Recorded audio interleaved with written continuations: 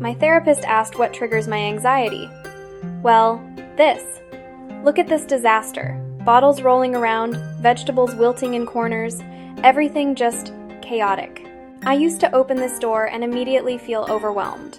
But then I discovered something game-changing. Refrigerator organizers.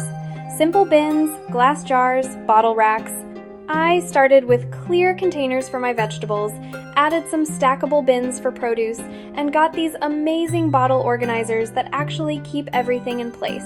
Now, when I open my fridge, instead of anxiety, I feel this wave of calm. Everything has its place. Nothing's getting lost or forgotten. It's like therapy, but cheaper. Who knew that organizing your fridge could actually organize your mind?